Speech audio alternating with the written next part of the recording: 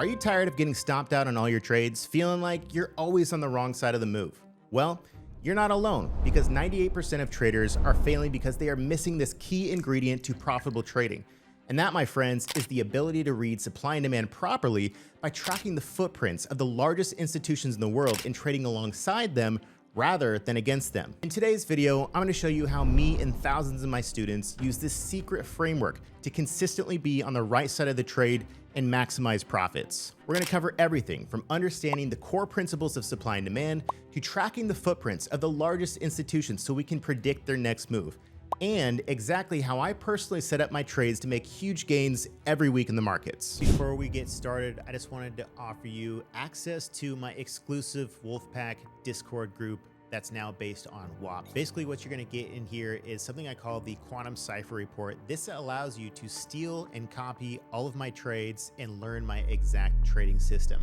Every Monday, I'm gonna give you the best crypto altcoin picks that are getting ready for explosive moves. I'm also going to give you the best trade setups in forex, futures, and CFDs as well. You have to be a multi-asset trader if you truly want to take advantage of the entire trading environment as a whole. Not only that, you're going to get access to the Discord, all of my courses, over 30 hours of recorded educational content, in addition to my TradingView degenerate indicators. Okay, so if you want access to my WAP, there's going to be a link below. Join the Wolfpack and get all of the best trading picks in crypto, forex, and futures sent to you every Monday. On top of that, 30 hours of educational content so you can learn my entire system, all for one low monthly price. I'll see you there. All right, guys, welcome to the lab. We're going to go over this nice and juicy little diagram that I just made. And what we're going to talk about first is the money pool. And the money pool is where 98% of traders fail due to the misunderstanding of supply and demand. So when we're looking at the money pool, which is just the market in whole, the participants who are actually involved in this game that we're playing, well, there's institutional pro traders, there's retail pro traders, which is us, people like me and you who we are trying to become, and then there's sheep, of which who you might be right now, which is not a problem. I spent 3 years as a sheep when I first started trading in 2005, trying to figure out how the fuck to become one of these guys over here. So who makes the money in the money pool in just trading in general? Well, it's about 5% of traders. These are the wolves, who are the institutional pro traders and retail pro traders. The 95% of sheep are likely who you are right now. If you're watching this video, it's probably because you're having a misunderstanding of how to make money in trading. You've tried, you failed, you don't know what the fuck is going on, and you're really trying to figure this out. So there's not a problem to be in this category if that's where you are right now. And the good thing about that is you have so much upside potential, right? You're at rock bottom right now. And what we're trying to do is get you over here to the 5%. The problem with sheep is they're the ones that have no proper training to have the full understanding of how to make money. So when we look at the money pool, where does the profit actually come from? It all comes from the sheep. What you have to understand is without sheep in the market, wolves can't eat. Wolves can't make money because there's no profits to be had.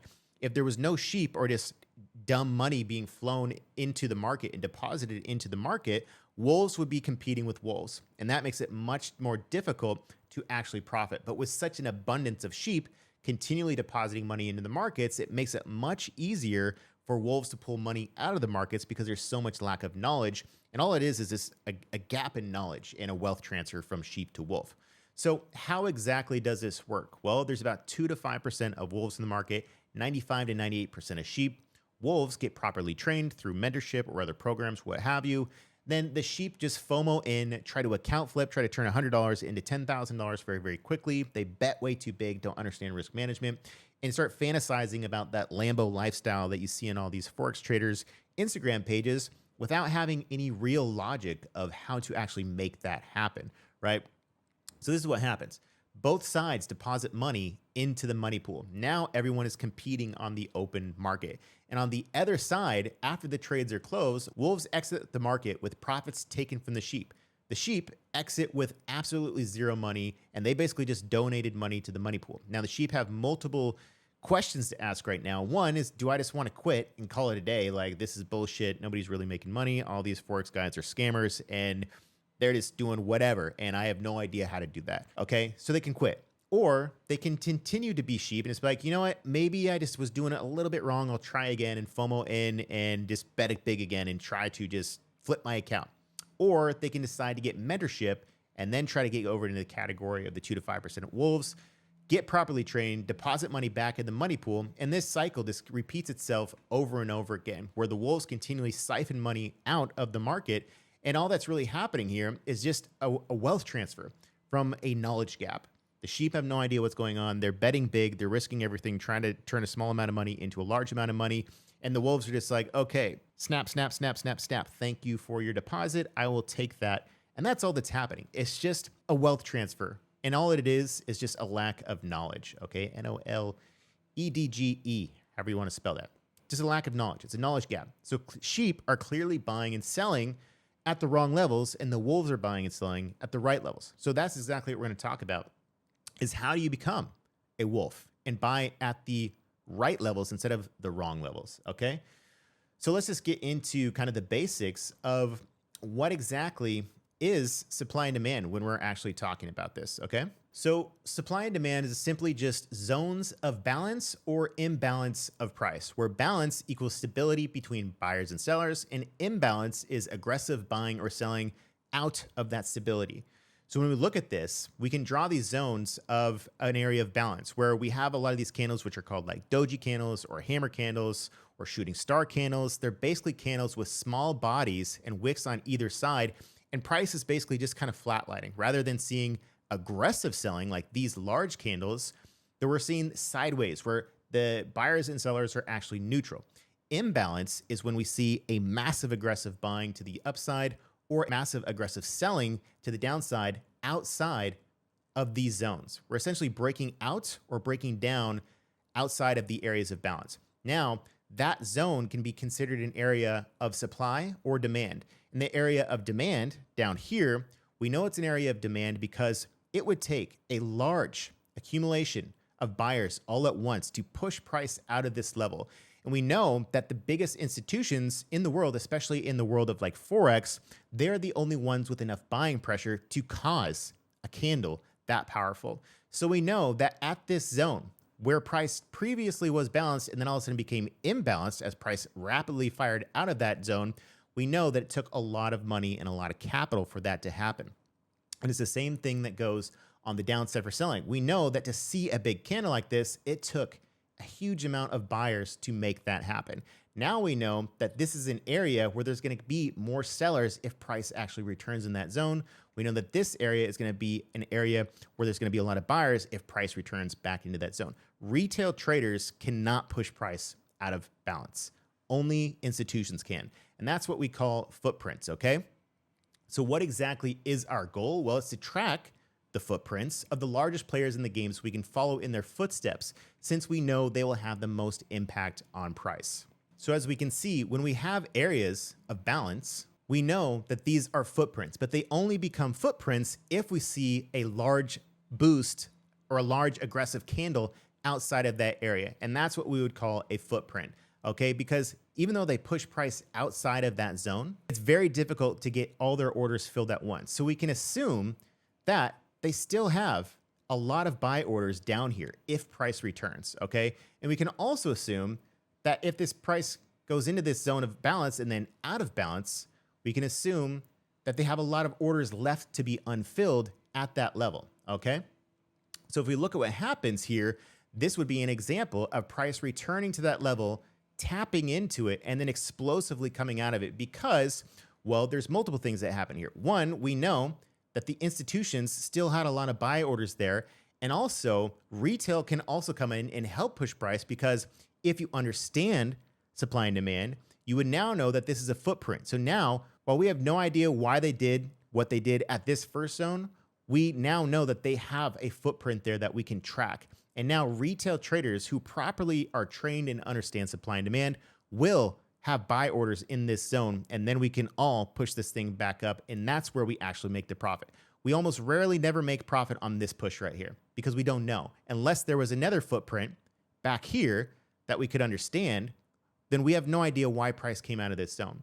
But once we have a footprint, we can understand that price will possibly have a higher probability of bouncing off that level due to the fact that it used to be an area of balance, and then there was huge aggressive moves outside of that area, okay? This is just an example of the US dollar, okay? We can see an area of balance here.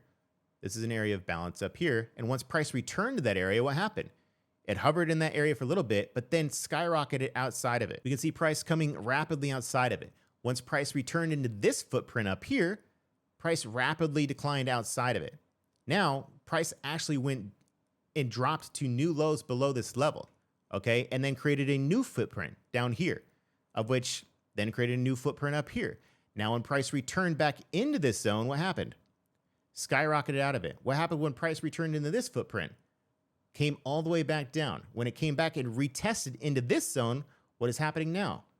Price is rallying outside of that zone, okay? So this is just an example of how to read the footprints of the largest institutions. Why this happened here, we don't know. But now that they have that footprint, we can then trade the secondary return into these zones. So essentially, again, what we're trying to do here, guys, the goal is to buy from stupid traders and sell to stupid traders. In order to dramatically increase your odds, you should never be executing trades in what I would call the gray zone. We only want to be buying in the blue zone or gray zone. We only want to be selling in the red zone. In the gray zone, this is nothing. We don't want to be doing anything in there. So blue zones would be areas of demand. Red zones is areas of supply, okay? As we can clearly see in these zones. Now, idiots are going to be buying in this level saying, oh man, the dollar's pumping. It's time to, buy into this momentum for this move right here. Wrong. We're in an area of supply, an area where the pros are going to be selling, and then price continues to drop rapidly. Okay. Down here, people who bought up here into the momentum or here, they're getting down here and they're panic selling down at these levels where pros are buying. Okay. So we need to be buying from idiots who are selling down here for this push right here for the next move outside of that zone. Brief interruption here, guys. Did you know that 75% of traders have accounts under $25,000? This creates a huge problem because even if you double that account in a year, which is almost impossible, you're still only making $25,000. Introducing Hydra funding, where you can potentially get access up to $500,000 in capital. All you have to do, guys, is sign up for a challenge account, which is going to give you potentially access up to $500,000. And if you earn a 10% profit in this demo account without going into a 5% loss overall or a 4% loss in a day, you will then pass their evaluation phase and yes, get access to an account with the selected size account. And now, instead of trying to double a $10,000 account, you could potentially earn only 10% on a $100,000 account to earn the same level of profits. And the benefits of this are huge. Rather than risking your entire $10,000 on one account, you can use just $1,000 to potentially get access to $100,000 in capital. You can trade crypto, forex, stocks, CFTs, gold, oil, everything under the sun, all on MT4 and MT5. If you're interested, if you have an account under $25,000, like 75% of traders out there, you're not going to make any money with that account because it's too small. Get access to pro level funding and pro level capital with Hydra funding. Link's going to be below. So again, this is just the weekly chart of that same US dollar that we're looking at right now. Okay. And this is actually a trade that we just recently took. Price was coming into this zone, but there's also this level down here just below it, of which we'll talk about. And then price is rapidly pushed outside of that. So that is a huge area of imbalance now that price actually thrusted outside of this candle. And now, what does that mean? This is now a new footprint. For the next time price to return into this zone right here, that is going to be a buy signal, right? So if price does return into this zone, this is an area to be buying for another potential leg up on the US dollar, okay? But now that price had already returned into this zone is bouncing, we have multiple areas here that could be considered as supply. We have this one here, which it already tapped into. And then we also have this one up here, which is the next level. You can even draw it to these two and combine it, okay? So now that we know that we got in long down here, our two profit targets are essentially these next two levels of supply, of which we can then short into as well. And we know that if price comes back all the way down into this level, that would be considered an area of interest to take our profits. If we do actually sell short into these levels, our profit targets would be down here when it returns into this. And then again, that's another buy signal down in this level. So it just continually goes back and forth between supply and demand. Now, all these areas in between, right? So we have supply here, we have demand up here, and then in the middle, what is all this? This is gray zone. There's no point in doing anything. A lot of traders are selling down here and panic selling, or they're FOMO buying at the top, and that's completely wrong. And then, or they chase down in the gray zone, which that ruins their risk reward. So we never want to be trading in between supply and demand unless we're just locking in some profits along the way because we got short up here or we long down here. Now, if you want to take in profits, even if you long down here and then you wanted to take profit here at this high, just in case that was the top, that's fine. You can take profits during the gray zone and then take profits even higher up here. But we never want to be entering new trades based on a supply and demand zone of the actual time frame that we're doing within the gray zone. That means you're FOMOing in and chasing, and now your risk reward is pretty screwed.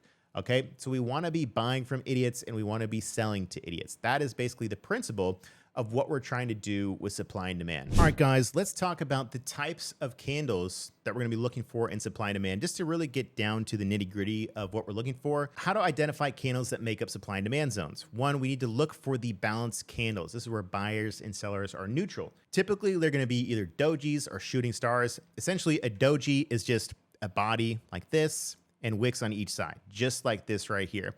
Or there's a hammer candle, which is this right here, or a shooting star candle, which is the exact opposite, which is a bearish signal like that. This is a bullish candle. This is a bearish candle. It doesn't really matter. All we're doing is looking for candles where the body is about less than 50% the size of the entire range. That means it's going to be a very small body with wicks on either side. And that's just showing neutrality between buyers and sellers. And if we see a range of those together, that's now an area of supply and demand. Then we have the candles that are imbalanced, where these are aggressive buyers and sellers that are pushing outside of those zones. Typically, we want to see big white candles or big black candles, depending on whatever your color scheme or schematic is on your actual chart, okay? And those are going to be the candles that are going to signal that we do, in fact, have an area of supply or demand. So let's just take a look at USD JPY here and look for some decent areas of supply and demand. First and foremost, we can see just up in this area right here, this is clearly going to be an area of supply. We have a lot of different neutral candles, right? Doji, doji, doji, and then a huge aggressive selling candle out. So we can assume that if price returns back up into this level, this is the daily chart, that there's going to be some resistance there and a lot of more sellers that are going to continually sell if price returns. But we can also see this area right here, right in the middle of a rally or a decline. Okay, so this is also an area of supply. So we can assume that if price returns into this level of this zone, that's going to be an area where there's still sellers, institutional sellers that still have yet to fill their orders, and they're going to dump this thing off that price zone. And we can see that there's areas of balance with these candles and then huge explosive selling candles outside of that. So we definitely want to see those huge explosive candles. There's different examples where we have this, an area of imbalance right here, or we have an area of balance right here, a lot of small candles. But the problem with this area, right, is that it's not an explosive candle outside of that zone. So what happened when price returned? Price is shredded right through it, okay? So it has to be an explosive candle pushing out of that zone to make it significant, because then we know institutional buying pressure or selling pressure was sitting at that zone that influenced price. Whereas this, it just kind of slowly dragged out of that. Then that return to that just shredded right through it, okay? So let's talk about the different types of zones that are actually formed on supply and demand. First and foremost, there's the rally-based rally, or RBR. That is where we have explosive candles to the upside and then sideways candles that are then balanced, and then an imbalanced candle outside of that zone. That's a rally-base rally. Then we have the drop-based rally. We have big aggressive selling candles coming in, and then we have a balanced zone that happens with some balanced candles, and then aggressive buying pressure on the other side, and then that's a reversal. That's a drop-based rally, or DBR. Then we have the drop-based rally, where we have a huge drop in aggressive selling, followed by an area of balance, and then a huge selling pressure candle outside of that level, and that's a drop-based drop, or DBD. The last one is we have a rally-based drop, which is the exact opposite of the drop-based rally. We have a huge rally with aggressive buying. Then we have an area of balance and smaller candles, and then huge aggressive selling pressure outside of it, and that is a rally base drop. So just looking at some of these examples here, again on USD JPY, this is a rally base drop. So that would be the rally base drop example. Then there's a drop base drop example. We have the drop, then we have the base here that we can drop, right? So this is also a drop, base, drop, then a drop, base, drop. So these are both areas which are now going to be considered supply zones if price returns into those levels. On the opposite side of that, we do have a rally base here and then a rally out of that. It was short-lived, but that's basically the same thing. Rally base rally. But now in returning into that, it just wasn't getting any momentum. But we can see that the lead-in trend was also extremely bearish. Now, it wasn't until about here that price actually started reversing off those levels, okay? And then we have a drop base rally here, which is just one candle outside of it. We can see momentarily price did return on this one wick into that zone and then rallied back outside of it, and now it's rallying back up. So those are the 4 areas of supply zones, supply and demand zones that we want to be looking for. The rally base rally, drop base rally, drop base drop, and rally base drop. All right, let's talk also about the zone requirements, of which we did touch base on there briefly. Is once we have a zone, we must have aggressive buying or selling outside of that zone. Here's an example of what could be a drop base rally. This is a drop base rally that looks good because we do have a huge exit candle and aggressive buying pressure. But if we just have like a zone like this and just kind of like mediocre candles pushing out of it, that means that it's not institutional, okay? That doesn't mean really much at all. This could just be a slow, mediocre, nobody's really that interested. It's just price did slightly shift. What we want to see is big, juicy candles like this, because that means it's institutions loading up on this area and they love to buy in this zone, okay? That means if price returns into this zone, they still have orders open and we can have a much higher probability that price will rally out of it.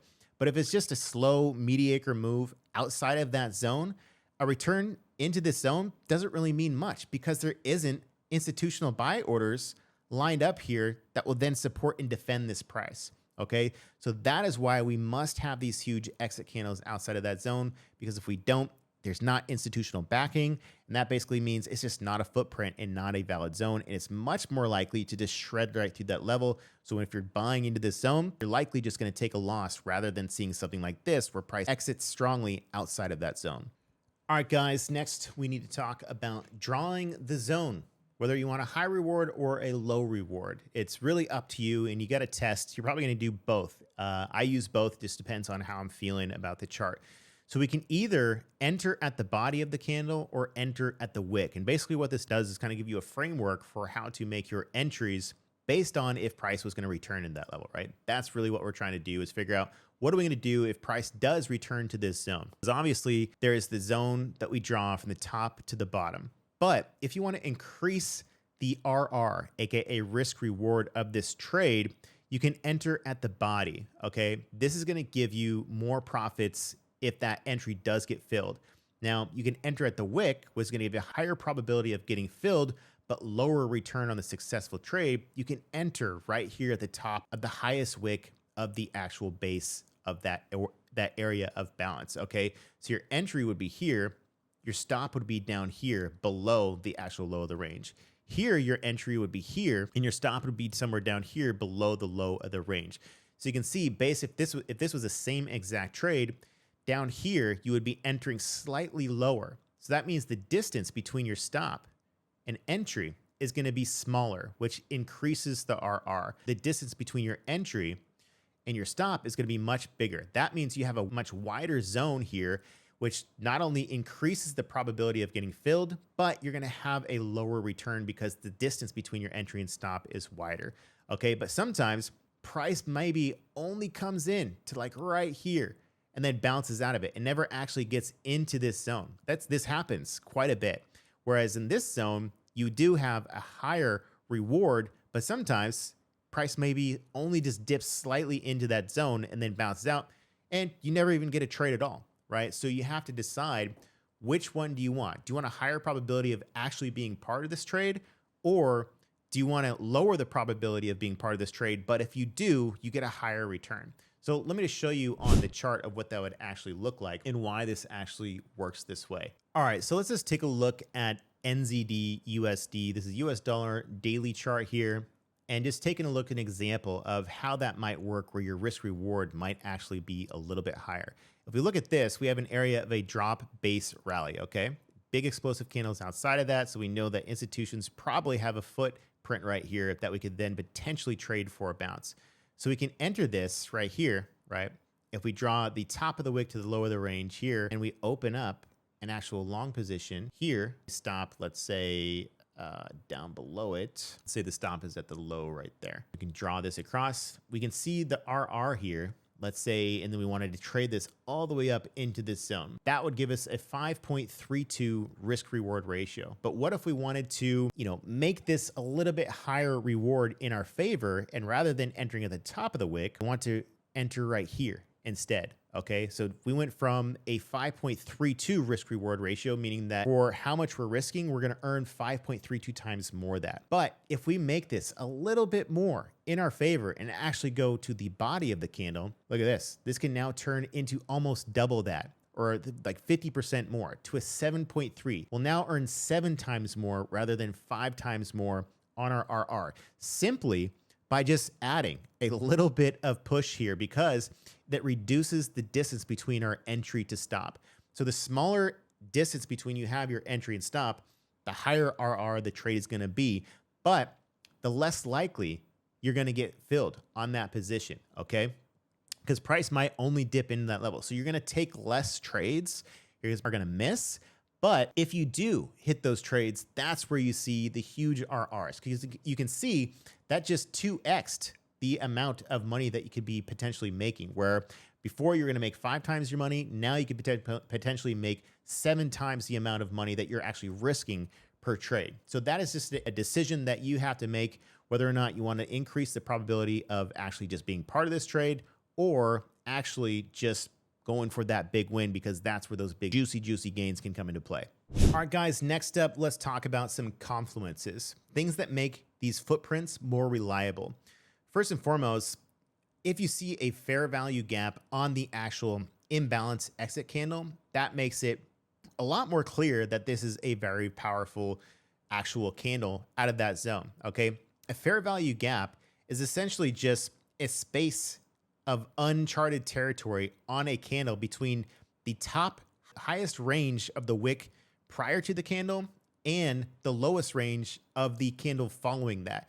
And basically, if you have any sort of gap in between this high here and this low here, that is what we call a fair value gap. This is like part of like ICT, SMC bullshit, but identifying that basically ensures that that is a powerful candle outside of that zone, and that increases the odds of a move back into that level to be a powerful institutional zone to then trade this zone for the exit out of that zone.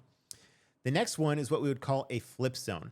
This is an area where there was a previous peak. This could potentially be a supply zone up in that zone right there, like previously, of which then price came into that zone, created an area of supply at that zone, but then just shredded right through it. Basically a rally, base, rally out of that zone. So now we have a flip zone, because this could be drawn as an area of now support and a lot more increased demand, because we have demand here and we had this demand here at this flip zone where price actually flipped back over that level. So now a return into this zone that we can draw across here is now going to be a higher increased probability of that becoming an institutional zone and a nice juicy bounce off that level. And this is a zone that we can definitely trade and take advantage of. The next thing that we got to discuss is the freshness of the zone, okay? Because a lot of times you're going to see this over and over again, where we do have a zone. This would be a drop-based rally, huge candle. Outside of that, we do have a fair value gap, FVG, outside of that zone. So that is even increasing the probability. Now there is a first test of that zone, and we can see price exploded off that level, which made this a nice institutional zone. But if price comes back into that zone, this is no longer fresh, because it's now just retesting this area, okay? And all that means is that the previous orders, because the logic behind these moves is that this is institutions buying this zone. And obviously, and the likelihood of them filling all their orders is not very likely. So they still have orders just sitting and waiting down here for price to return to then rebuy. But if price returns again, they're going to have less orders this time, on this time, than this time because they already got filled. So now the likelihood of this turning into another huge bounce is becoming decreasingly less because there's less demand in this zone. It was already pushed into this level once, and now there's less orders to buy at this time, which increases the probability it just shreds through that zone and does not actually bounce. So you want to have a fresh zone, not being tested multiple times. It's typically the first test is the time that's going to work the best. The next thing we want to see here, guys, which increases the probability, and this is where a lot of people screw up, is when we see stacked zones, right? Where you see like a level here and then a level here, but you're seeing price return to it. On this one, you're like, wait a second, which one do I fucking do? They're literally right next to each other. Okay, so typically in this situation, you almost always want to take the lower level, okay? Because these are two levels that are stacked on top of each other. And a lot of times this level is going to get broken down to the downside, and this level is going to be the push. There are going to be scenarios where price just comes down into this level only and just shreds out of that. And you're like, well, I waited for this one and it never fucking came. That's just trading, all right? It's not going to be perfect. But more often than not, this is where most traders screw up, is they see this and they're like, all right, I'm going to take this level because I'm going to FOMO in and I don't want to have the patience to go down here and I don't want to miss it in case it does bounce here. So I'm going to take this one. And rather than taking this one, they get stopped out right here in this zone where they should be buying, okay? You don't want to get stopped out in a zone that you should be buying, okay? So when you see levels like this stacked up on top of each other, that is where you want to take the wider range on top of both, from the top of the candle to the bottom of the candle with the stop down here. That is where you want to see the actual move, not on this first level. So when you see it stacked like this, you want to take the lower level almost always. All right, guys, so I'm actually taking a 500K Hydra funding challenge account at the moment. You can see the equity is 533,000. This has to get to 550,000 for me to pass. In this particular challenge, we're a little over halfway there. You can see I'm up 24,000 in unrealized profits, already locked in gains on all these positions. So I just want to show you guys exactly how I'm making money with these trades, kind of using the same exact principles that we just walked through in this entire mini course right now. So I have something called the Quantum Cipher Report. This is what I send out to the Wolfpack every Monday, basically giving you the top trade setups for not only Forex, but also a lot of trades in crypto as well, in futures and Forex. So we're going to talk about some of these trades that we're actually long right now or short that were live on the actual Hydra Funding $500,000 challenge account, and just give you an example of how and why I got in these trades. So first and foremost, we were looking at the US dollar.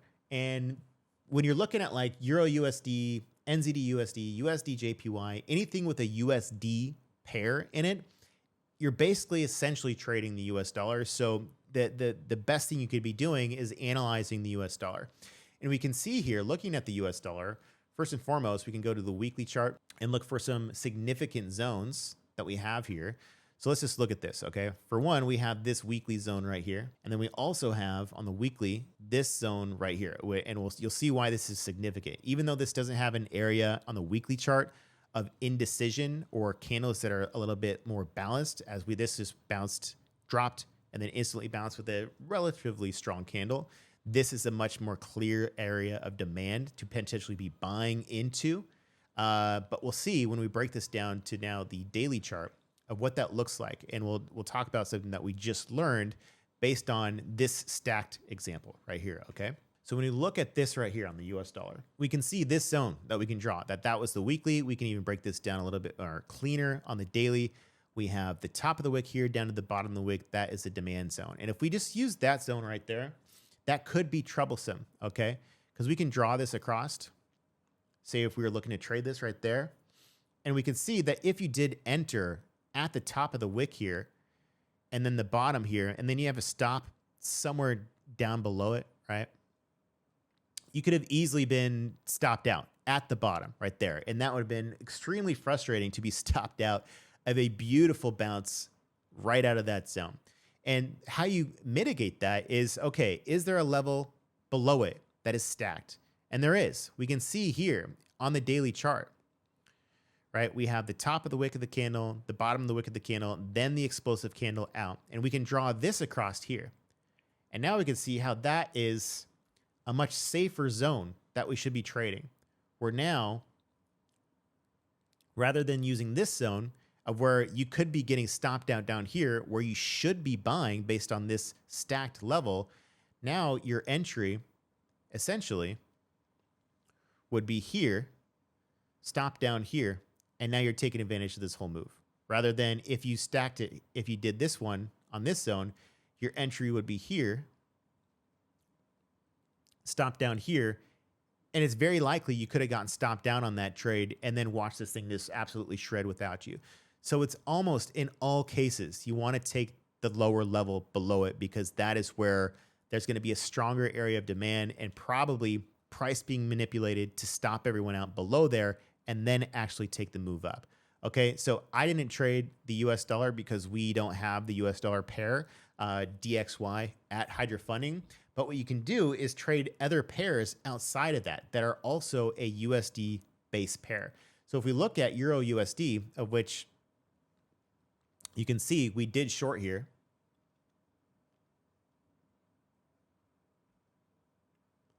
Right, we're short the US or Euro USD at this level, coming back down. I already locked in profits here.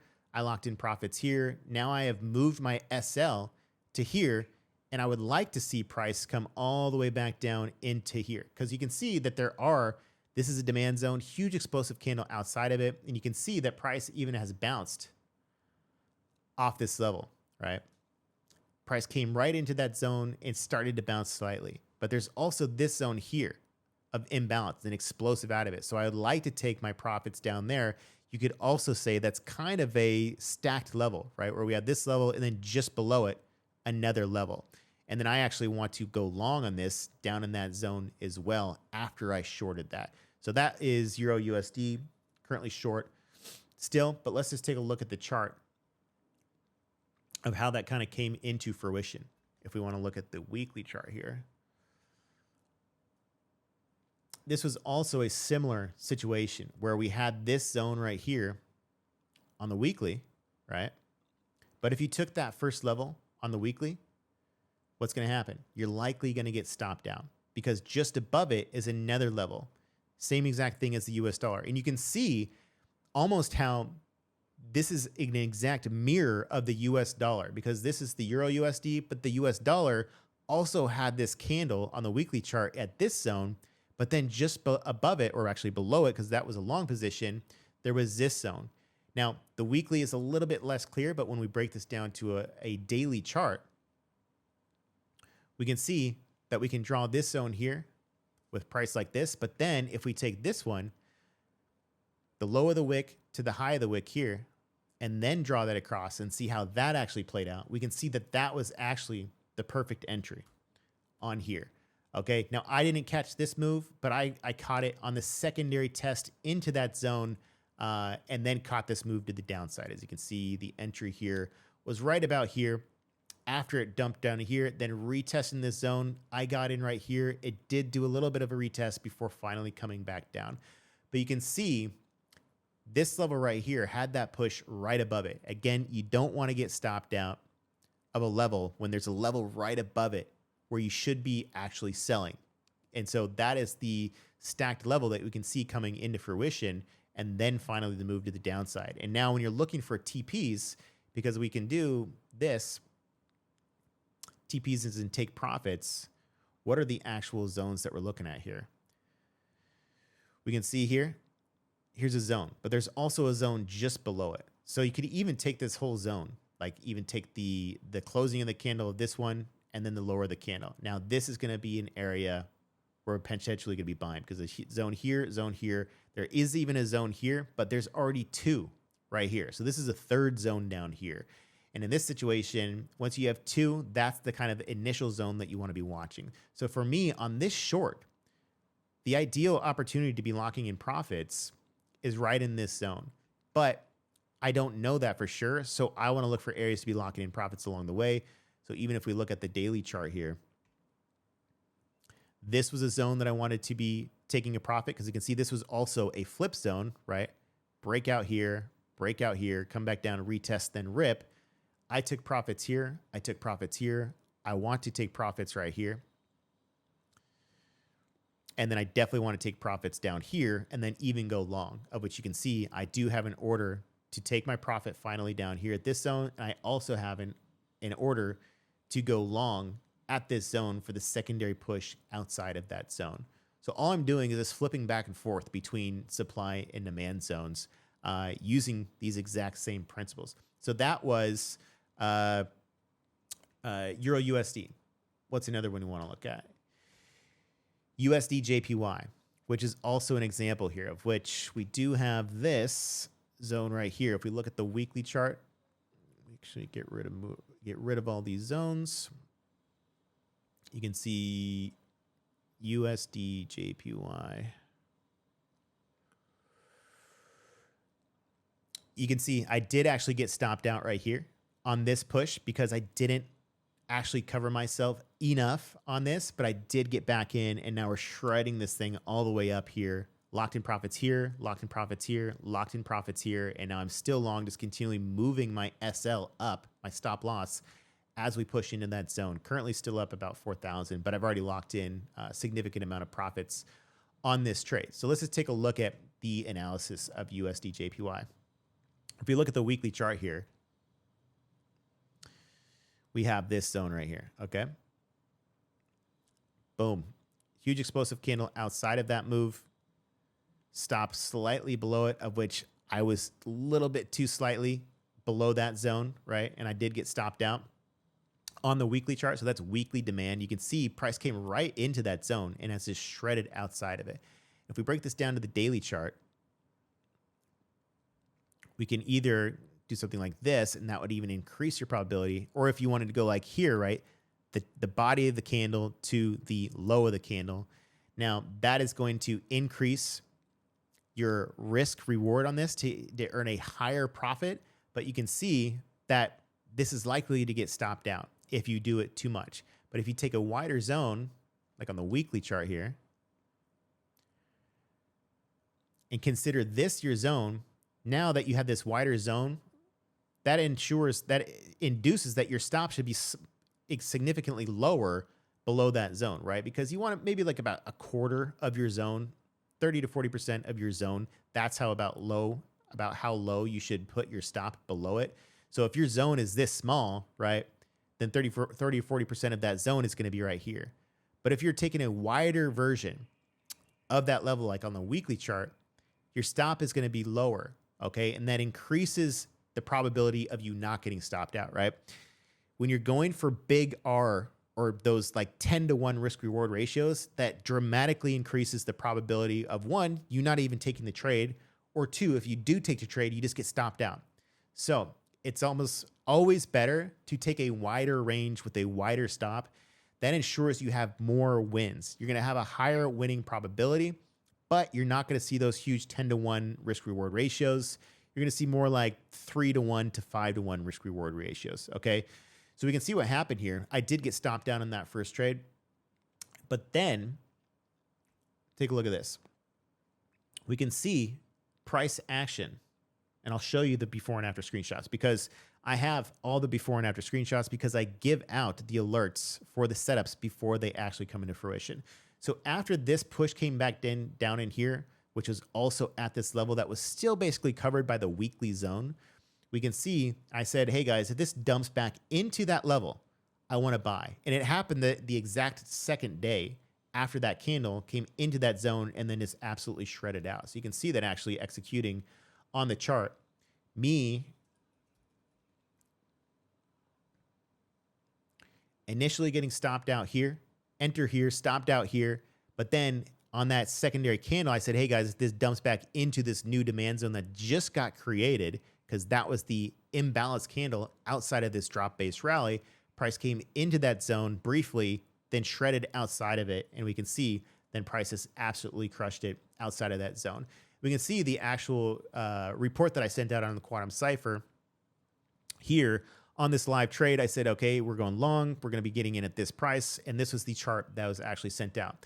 I said, hey guys, if this price dumps back into this zone, because I did get stopped out below that weekly zone right here, I will get in right here at the top of the wick of the candle for the next move up to this zone. We can see that playing out right here.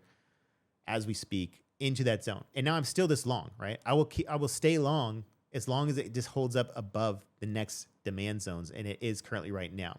And I also just put out an alert today on the QCR for setting up that I want to get short USD JPY. If it comes into this weekly area and daily zone, we can see this is a base drop. If price comes into that zone, I want to get short in that zone because I think we're now kind of bearish on USD JPY after this massive drop in selling pressure. And then I want to catch the next leg down. So you can see I give out all these setups way in advance before they actually come into fruition. Same with NZD USD. This was the chart at the time. I said, hey guys, if we're going to come into this zone of weekly supply, we have the level, another stacked level. I just took the whole range to ensure that I wasn't going to get stopped out. If we look at NZD USD now, we can see NZD USD absolutely dumped off that level. Okay. And now it's coming back down closer to my TP and potentially even looking for a long on that trade. We can actually see that on GUI trade. The entry on the short here, all the way down. I've been locking in gains here. And I'd like to lock in gains again here. And I'll just continually moving my stop loss down on all these trades as we push into my levels. There's also USD CHF, which is a similar pattern. Price came into weekly demand here, dumped into it. I took partial take profit at this zone because that is a rally base drop, right, on the weekly chart. But ideally, this could push all the way back up into the significant supply level. That's the weekly chart. If we look at the daily chart here, we can see this zone here on the daily. Price came down, tapped into it. It consolidated for weeks before it finally actually rallied out. Now, I took about 50% profit as it came into this zone here, but now I'm just riding this thing out to see if it actually pumps up. So that's all we're doing when we're trading supply and demand, is just looking for these zones of influence and looking for actual big levels where we can identify the footprints of institutions, because that gives us a lot better understanding of where is price actually going to reverse, right? And that's all we're trying to do. We're trying to stay away from what? The gray zones in here, right? This is the gray zone, okay? We don't want to be involved in the gray zone unless we're taking profits. What we want to do is have the patience, which can take months if we're swing trading like me, before things come into those levels. But when we do catch those levels, that is when you capture these insanely massive moves to the upside and insane massive moves to the downside. But anyways, guys, that is my explanation of supply and demand. If you want to join the Wolf Pack, get the Quantum Cipher Report every Monday for crypto, forex, and futures. Again, all these trades, I give you what's happening way ahead of time before price actually enters into these zones and then actually rips outside of them. Okay, so they're not alerts where you're scrambling to figure out what is he even talking about. Can I even follow? Is it too late? Okay, I give you the alerts in the Quantum Cipher Report way before it happens. And also, we are absolutely crushing it on crypto right now as well. So if you want to trade crypto, you have to be a multi-asset trader. That is where you make big, big gains. Forex is awesome a lot of the time, but if you're not taking advantage of crypto bull runs as well, you're missing out on like insane gains, because that is where you can truly make some big money. And also, these supply and demand principles also apply to crypto as well. And also, guys, if you do want to get funded and take challenges like me, I'm taking the $500,000 Forex challenge right now on Hydra Funding. We also have crypto challenges as well that we just launched. With Forex, you can get up to $1 million in capital. With crypto, you can get up to $200,000 in capital. So I'm excited to pass the challenge. I'm almost there, especially if the latest trades from the QCR come into fruition. I think that'll push me past the 50K profit mark, and then we'll start getting some payouts on that actual account. But anyways, thanks for tuning in. We got a lot more coming, so definitely subscribe, and I'll see you guys in the next one.